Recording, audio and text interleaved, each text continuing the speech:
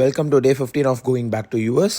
எல்லாம் ஏஞ்சதே 11 மணி. இதில் சரியான டயர்டு வேற. இன்னைக்கு பாடிக்கு ரெஸ்ட் விட்டுலான்னு ஓட்மேல் தட்டிட்டு கடைக்கு போகலான்னு பார்த்தா மண்டே போட்ட லெக் டே இன்னைக்கு பின்விளைவுகளை காட்ட ஆரம்பிச்சிருச்சு. அந்த உடனே என் அம்மா வேற விவசாயம் பார்க்க விட்டாங்க. வேலை வாங்கினதுக்கு என் அம்மா மண்டையிலேயே ஒரு பாங்க போட்டிருப்பேன். வீட்டில் எது நடந்தாலும் இவனுக்கு ஒரு குஷி. இவன் மட்டும் நிம்மதியாக இருக்கான். இவன் நிம்மதியை குறைக்கணும். இந்த வாழைத்தாரெல்லாம் வெட்டிட்டு தன்னை தானே கேப்டன் அமெரிக்கா என்று எண்ணிக்கொண்டு ஊழ்வாசியில் ரீக்ரியேட் பண்ணிட்டு இருந்தேன்.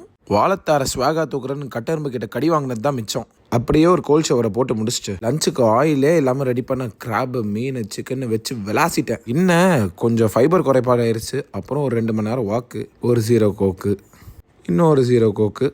ஊரை சுற்றி ஒரு 3வது ரவுண்டு வரும்போது டெலிவரி பார்ட்னர் நான் ஆர்டர் போட்ட செயினோன்னு நின்றுட்டு இருந்தார். அதை வாங்கி கழுத்தில் மாட்டிக்கிட்டு இன்னொரு கோக்கு தெரியாதனமாக தரையை டச் பண்ணிட்டு அதுக்குள்ளே இப்படி 10 கிலோமீட்டருக்கு 4வது கோக்கு அடிச்சுட்டு தௌலத்தை அந்த செயினை மாட்டிக்கிட்டு வெளில கிளம்பிட்டேன். அப்படி எங்கே தாண்டா போனேன்னு கேட்டிங்கன்னா ஒன்றும் இல்லை, டென்டிஸ்ட்ல கிளீனிங் அப்பாயின்மெண்ட்டு. வாயில் இருக்கிற ஒரு பல்லுக்கு நடுவுலையும் ஒரு தண்ணி வாயை கதற விட்டாங்க. வாயில் உண்டை வாங்கின காரணத்தால் நோ சாலிட் ஃபுட்ஸ்.